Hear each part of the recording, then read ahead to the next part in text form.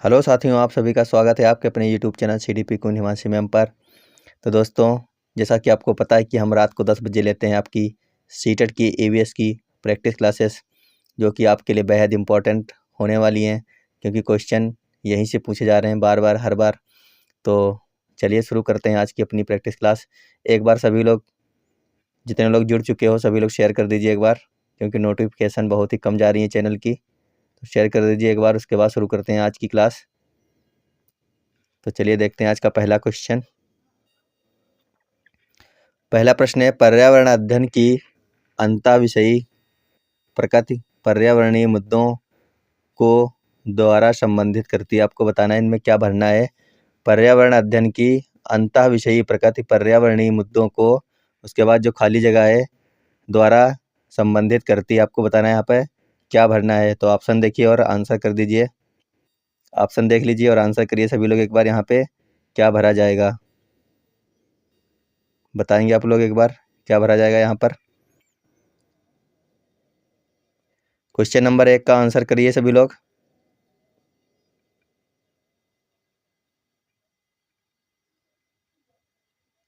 तो यहाँ पे साथियों क्या भरना है, यहाँ पे भरना है विज्ञान, सामाजिक विज्ञान और पर्यावरण शिक्षा की विषय वस्तु और पद्धति के प्रयोग द्वारा संबंधित करती है। यहाँ पे भरना है ऑप्शन नंबर डी, इसका सही हो जाएगा। चलते हैं अगले क्वेश्चन पर। अगला क्वेश्चन है, निरीक्षण विधि की विशेषता नहीं है। आपको बताना है निरीक्षण विधि की विशेषता इनमें से कौन सी नहीं है। यह एक मनोवैज्ञानिक विधि है। यह पूछ रहा है क्या मनोवैज्ञानिक विधि है? नहीं। यह प्रत्यक्ष अनुभवों पर आधारित है। यह भी नहीं सही होगा। यह एक बाल केंद्रित विधि है जिसमें शिक्षक एक प्रशासक के रूप में होता है। क्या यह हो जाएगा? निरीक्षण विधि की विशेषता नहीं है। तो अगला ऑप्शन देख लेते हैं, यह विधि विभिन्न सर्वेक्षणों द्वारा अपनाई जाती है। ये भी नहीं होगा। यहाँ पे निगेटिव पूछा गया, नहीं। तो आप एक बात याद रखना, शिक्षक कभी भी प्रशासक के रूप में नहीं हो सकता है, यानी इसका ऑप्शन नंबर सी बिल्कुल सही है। ये ऑप्शन बिल्कुल सही हो जाएगा, क्योंकि इसमें निगेटिव चीज़ पूछी जा रही है। तो शिक्षक कभी प्रशासक के रूप में नहीं हो सकता है। आगे चलते हैं क्वेश्चन नंबर 3। क्वेश्चन नंबर 3 कह रहा है, प्रेक्षण विधि की सीमाएं हैं। आपको बताना है प्रेक्षण विधि की कौन कौन सी सीमाएं हैं। तो साथियों देखते हैं ऑप्शन। पहला ऑप्शन है, यह विधि मितव्ययी नहीं है। क्या कह रहा है? यह विधि मितव्ययी नहीं है। दूसरा है, इस विधि में प्रेक्षण सूक्ष्मता से न करने पर प्राप्त परिणाम अधिक वैध एवं विश्वसनीय नहीं होते हैं। उसके बाद है, इस विधि से व्यक्ति के आंतरिक व्यवहारों का अध्ययन संभव नहीं है। तो प्रेक्षण विधि की सीमाएं इनमें से क्या कौन कौन सी हैं? ये सभी होंगी। कौन सी होंगी? उपरोक्त सभी की सभी क्या हैं? प्रेक्षण विधि की सीमाएं हैं। सभी लोग एक बार क्लास को शेयर कर देंगे साथियों, और वीडियो को लाइक कर लीजिए। जो लोग नए जुड़ रहे हैं चैनल को सब्सक्राइब कर लीजिए। आपकी सीटेट की पूरी तैयारी यहाँ पर करवा दी जाएगी, EVS की, और साथ में अन्य सब्जेक्ट की भी क्लासें जल्द ही शुरू कर दी जाएंगी। तो चलते हैं अगले क्वेश्चन पर। अगला क्वेश्चन है, छोटी कक्षाओं में पर्यावरण अध्ययन विषय में रुचि उत्पन्न करने के लिए पढ़ाने का तरीका होना चाहिए। आपको बताना है, जो छोटी कक्षाएं होती हैं उनमें पर्यावरण अध्ययन जो विषय है उसको पढ़ाने के लिए हमें क्या करना चाहिए कि बच्चों के अंदर जो है रुचि उत्पन्न हो जाए। आगमन का, या फिर मनोरंजन एवं खेल संबंधी, या फिर रटने का तरीका, या फिर निगमन का तरीका। आपको बताना है हमें क्या पढ़ाने का तरीका कौन सा होना चाहिए आपको, जो बच्चों के अंदर पर्यावरण के प्रति रुचि उत्पन्न हो सके। क्वेश्चन नंबर 4 का सभी लोग आंसर कर देंगे। तो इसका हो जाएगा मनोरंजन एवं खेल संबंधी। कैसी? मनोरंजन एवं खेल संबंधी तरीका होना चाहिए, जिससे क्या होगा कि बच्चों के अंदर रुचि उत्पन्न होगी पर्यावरण से संबंधित। आगे चलते हैं। रटने का तरीका याद रखना कभी भी नहीं हो सकता सही, कभी भी। जब तक निगेटिव नहीं जुड़ेगा जब तक रटने का तरीका है ही नहीं सही। आगे चलते हैं। विशिष्ट से सामान्य का सिद्धांत निम्न में से किसमें प्रयोग होता है? क्या पूछा गया है? विशिष्ट से सामान्य का सिद्धांत निम्न में से किसमें प्रयोग होता है? क्या विश्लेषण विधि में होगा, या फिर स्वतः शोध विधि में होगा, संश्लेषण विधि में होगा, या फिर आगमन विधि में होगा? विशिष्ट से सामान्य का सिद्धांत किसमें प्रयोग होता है आपको बताना है। Question number 5। सभी लोग आंसर कर देंगे। तो इसका आ जाएगा साथियों ऑप्शन नंबर डी, आगमन विधि जो है विशिष्ट से सामान्य का सिद्धांत इसमें होता है, आगे देखते हैं। प्राथमिक स्तर पर पर्यावरण अध्ययन के आकलन में निम्नलिखित में से कौन सा एक संकेतक उपयुक्त नहीं है? स्मरण रखना, प्रश्न पूछना, न्याय और समानता के प्रति चिंता या फिर सहयोग। आपको बताना है प्राथमिक स्तर पर पर्यावरण अध्ययन के आकलन में निम्नलिखित में से कौन सा एक संकेतक उपयुक्त नहीं है। क्वेश्चन नंबर 6 का आंसर करेंगे सभी लोग। क्या प्रश्न पूछना सही नहीं है? बिल्कुल सही है। न्याय और समानता के प्रति चिंता, ये भी सही है। सहयोग करना भी सही है, लेकिन किसी चीज़ को रट्टा मारना या फिर स्मरण करना, ये सही नहीं है। क्वेश्चन नंबर 6 का हो जाएगा ऑप्शन नंबर ए। आगे चलते हैं। पर्यावरण अध्ययन की पाठ्य पुस्तक में प्रयुक्त भाषा। आपको बताना है पर्यावरण अध्ययन की जो पाठ्य पुस्तक होती हैं उनमें प्रयुक्त भाषा। उसके बाद हम देखते हैं ऑप्शन। परिभाषाओं पर बल देते हुए औपचारिक बनाई जानी चाहिए या फिर तकनीकी और औपचारिक होनी चाहिए, अथवा बच्चे की दिन प्रतिदिन की भाषा से संबंधित होनी चाहिए, या फिर रूखी और बच्चों के द्वारा समझने में कठिन होनी चाहिए। ये तो बिल्कुल भी नहीं होगा। बाकी बताइए आप लोग क्या होना चाहिए इनमें से, ए बी सी में से कौन सा ऑप्शन आपको लग रहा है कि सही हो जाएगा? तो ये होनी चाहिए ऑप्शन नंबर सी, बच्चे की प्रतिदिन की भाषा से संबंधित पर्यावरण की पुस्तक होनी चाहिए, कि उनको जल्दी से समझ में आ जाए कि क्या लिखा हुआ है और इसका मतलब क्या होना चाहिए। आगे चल। तो अगला क्वेश्चन है क्वेश्चन नंबर 8। इसमें देखते हैं क्या पूछ रहा है। क्वेश्चन नंबर 8 देखिए सभी लोग। इसमें बात कर रहा है कि पर्यावरण अध्ययन में विषय वस्तु थीम आधारित उपागम को अपनाने के समर्थन में निम्नलिखित में से कौन सा तर्क सबसे अधिक सशक्त है? आपको बताना है इनमें से सबसे अधिक सशक्त तर्क कौन सा हो जाएगा। तो आप लोग ऑप्शन देखिए और आंसर कर दीजिए। ऑप्शन देखिए। पहला ऑप्शन है, यह पाठ योजनाओं को एक ढांचा प्रदान करने और शिक्षण को अधिक प्रभावी बनाने में मदद करता है। दूसरा है, यह शिक्षण को अधिक रोचक और गतिविधि आधारित बनाने में मदद करता है। उसके बाद है, यह अवधारणाओं, मुद्दों और कौशलों के वृहत विस्तार को सम्मिलित करने में मदद करता है। चौथा ऑप्शन है, विषम सीमाओं को नरम बनाने और संपूर्णता में ज्ञान को प्राप्त करने में मदद करता है। तो बताइए इसका कौन सा आंसर हो जाएगा। क्वेश्चन नंबर 8 का हो जाएगा ऑप्शन नंबर ए। क्या हो जाएगा? ऑप्शन नंबर ए इसका बिल्कुल सही हो जाएगा। याद रखना इसको। आगे चलते हैं। क्वेश्चन नंबर 9 है, एक शिक्षक प्रत्येक बच्चे को अपने घरों की रद्दी सामग्री से कुछ उपयोगी वस्तु बनाने को कहता है। वो शिक्षक क्या कह रहा है? बच्चों से कह रहा है कि जो आपके घरों में रद्दी पड़ी है उस रद्दी से कुछ उपयोगी वस्तु आप लोग बनाइए। शिक्षक एक शैक्षिक अभिप्राय नहीं है, तो हो जाएगा कूड़े से बनी श्रेष्ठ वस्तुओं की प्रदर्शनी आयोजित करना, या फिर कक्षा में श्रेष्ठ विद्यार्थियों के बारे में निर्णय करना, या फिर बच्चों में सृजनशीलता का विकास करना, या फिर बच्चों को पुनः चित्रण। क्या पूछ रहा है? बच्चों को पुनः चित्रण, पुनः प्रयोग और रूपांतरण को समझने देना। तो बताइए इनमें से कौन सा ऑप्शन आपको सही लग रहा है, सटीक लग रहा है, सबसे अच्छा लग रहा है? कौन सा ऑप्शन हो जाएगा इसका? टीचर ने बच्चों से कहा जो रद्दी पड़ी है उसका आप लोग कुछ उपयोगी वस्तु बना करके लाइए। तो शिक्षक का शैक्षिक अभिप्राय क्या है, क्या नहीं है, इनमें से आपको ये बताना है। तो इसका हो जाएगा ऑप्शन नंबर बी।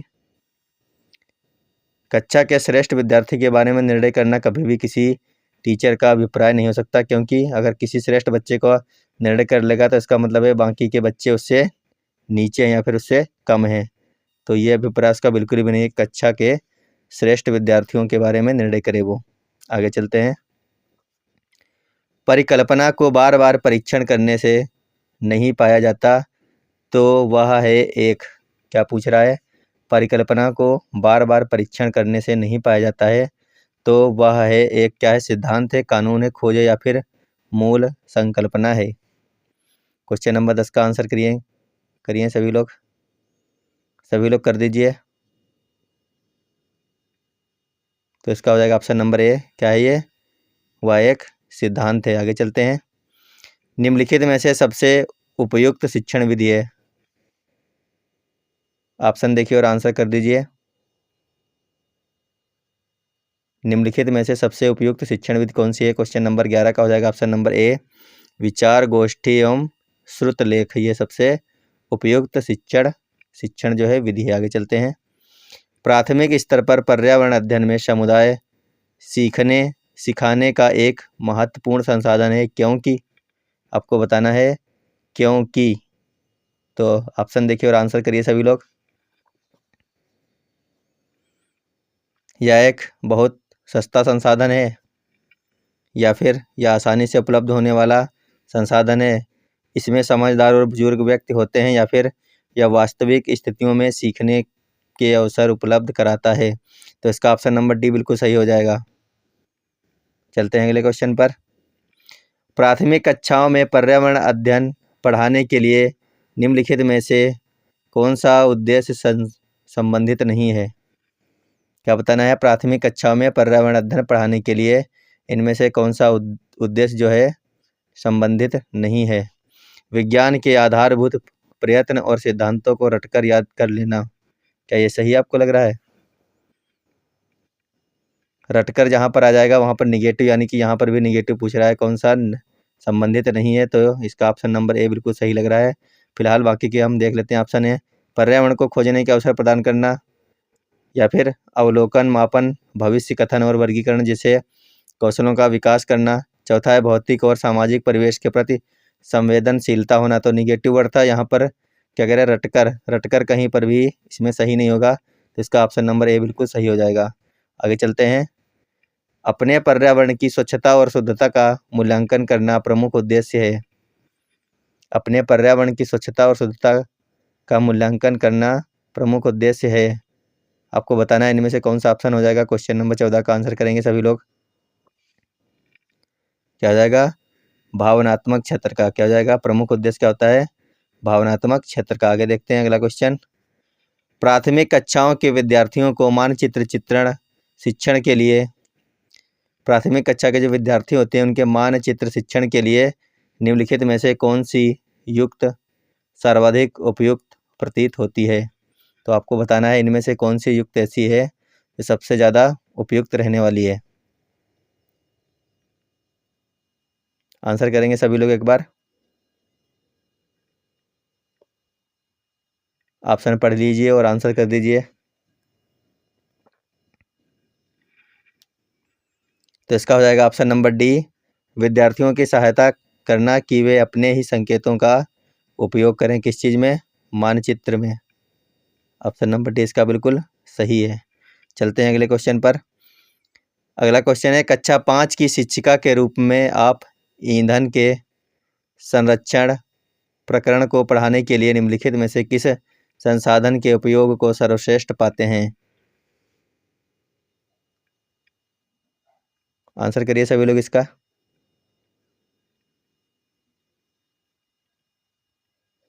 तो क्वेश्चन नंबर 16 का हो जाएगा ऑप्शन नंबर सी। क्या हो जाएगा? समाचार पत्र। देखते हैं अगला क्वेश्चन। राष्ट्रीय पाठ्यचर्या की रूपरेखा 2000 के अनुसार पर्यावरण अध्ययन को किस कक्षा समूह में स्थान दिया गया? आपको बताना है राष्ट्रीय पाठ्यचर्या की रूपरेखा 2000 के अनुसार पर्यावरण अध्ययन को किस कक्षा समूह में स्थान दिया गया है? पहली और दूसरी, तीसरी और पाँचवीं, छठी और आठवीं, या फिर 9वीं और 10वीं। तो आंसर कर दीजिए क्वेश्चन नंबर 16 का सभी लोग। जो लोग नए जुड़ रहे हैं चैनल को सब्सक्राइब कर लीजिए साथियों, और जो पुराने लोग हैं वो लोग शेयर कर देंगे क्लास को और लाइक कर लेंगे एक बार। तो इसका हो जाएगा ऑप्शन नंबर बी तीसरी और पाँचवीं। क्या जाएगा? तीसरी और पाँचवीं कक्षा। आगे चलते हैं। कक्षा में प्रजातांत्रिक पर्यावरण की प्रमुख भूमिका है। इस चीज़ की पूछ रहा है। कक्षा में प्रजातांत्रिक पर्यावरण की भूमिका क्या होगी? विद्यार्थियों के बहुमुखी व्यक्तित्व का विकास, विद्यार्थियों में अपेक्षित अभिवृत्तियों का विकास, या फिर ए बी दोनों, या फिर उपरोक्त में से कोई भी। तो आपको बताना है इनमें से कौन सा ऑप्शन सही हो जाएगा क्वेश्चन नंबर 18 का।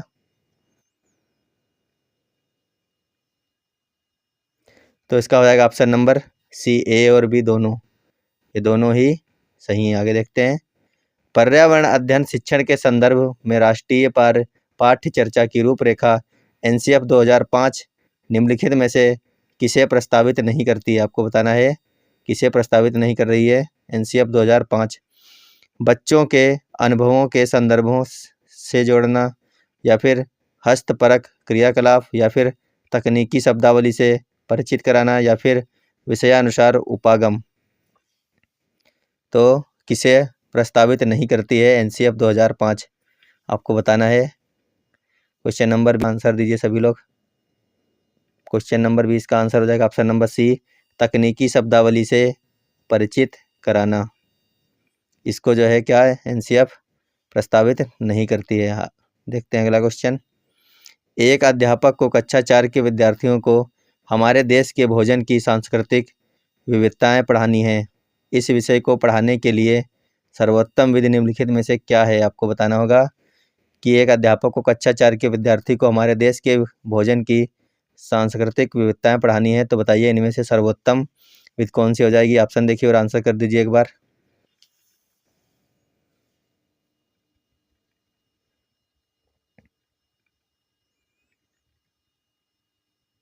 तो इसका हो जाएगा ऑप्शन नंबर बी।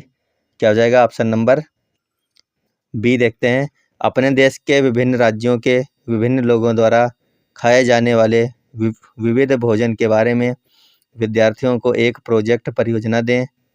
तो ये इसका बिल्कुल सही हो जाएगा ऑप्शन नंबर बी। चलते हैं अगले क्वेश्चन पर।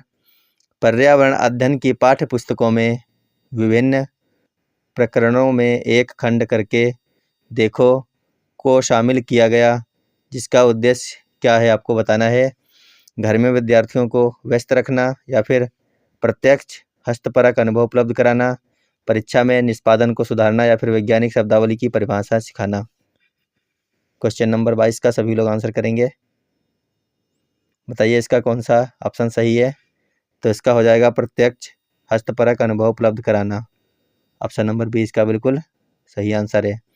अगला क्वेश्चन है, पर्यावरण अध्ययन में, ये जो पर्यावरण अध्ययन होता है इसमें एक अच्छे दत्त कार्य का मुख्य लक्ष्य होना चाहिए। पहला ऑप्शन है अधिगम विस्तार के अवसर उपलब्ध कराना। दूसरा है प्रभावी अधिगम के लिए पाठ की दोहराई। तीसरा है समय का बेहतर उपयोग सुनिश्चित करना, या फिर विद्यार्थियों को अनुशासन में बनाए रखना। तो आप लोग आंसर करिए इसका क्या सही हो जाएगा क्वेश्चन नंबर 23 का। क्वेश्चन नंबर 23 का हो जाएगा ऑप्शन नंबर ए, अधिगम विस्तार के अवसर उपलब्ध कराना। इसका बिल्कुल सही आंसर है। क्या लक्ष्य होना चाहिए था, अधिगम विस्तार के अवसर उपलब्ध कराना। आगे देखते हैं, पर्यावरण अध्ययन के शिक्षक को निम्न में से किस बात का अधिक ध्यान रखना चाहिए, आपको बताना है। इनमें से ये जो 3 ऑप्शन दिए गए हैं आपको यहाँ पर, इनमें से पर्यावरण के टीचर को किस बात का अधिक ध्यान रखना चाहिए। क्वेश्चन नंबर 24 का आंसर कर दीजिए सभी लोग। तो इसका हो जाएगा ऑप्शन नंबर सी हो जाएगा ऑप्शन नंबर, विद्यार्थियों को अपने बाह्य व्यक्तित्व पर ध्यान नहीं देना चाहिए। क्या बताया गया है, विद्यार्थियों को अपने बाह्य व्यक्तित्व पर ध्यान नहीं देना चाहिए। अगला क्वेश्चन देखते हैं, निम्न में से कौन सा बिंदु शैक्षिक भ्रमण के महत्व को स्पष्ट करता है, आपको बताना है। इनमें से ऐसा कौन सा बिंदु है जो शैक्षिक भ्रमण के महत्व को स्पष्ट कर रहा है। तो ऑप्शन पढ़िए और आंसर कर दीजिए। क्वेश्चन नंबर 25 का सभी लोग आंसर करिए एक बार। जो लोग नए जुड़ रहे हैं वो लोग चैनल को सब्सक्राइब कर लीजिए। रोज़ क्लास आपको मिलती रहेंगी सीटेट की। आगे आपको अन्य विषयों पर भी क्लासें मिलने वाली हैं, जल्द से जल्द मिलने लगेंगी। तो इसका आंसर कीजिए। इसका हो जाएगा ऑप्शन नंबर डी। क्या है, ये उपरोक्त सभी के सभी क्या हैं, शैक्षिक भ्रमण के महत्व को स्पष्ट करते हैं, यानी ऑप्शन नंबर डी इसका बिल्कुल सही है। तो साथियों आपको कमेंट बॉक्स में बताना है आज की क्लास आपको कैसी लगी। अगर क्लास अच्छी लगी हो तो चैनल को सब्सक्राइब कर लीजिए जो लोग नए जुड़ रहे हैं। बाकी सभी लोग क्लास को लाइक कर देंगे और अपनी तैयारी को हमारे साथ में बेहतर बनाते रहिए। आपके लिए अन्य विषयों की क्लासें जल्द ही शुरू कर दी जाएंगी। तो वीडियो देखने के लिए धन्यवाद। Bye bye, good night.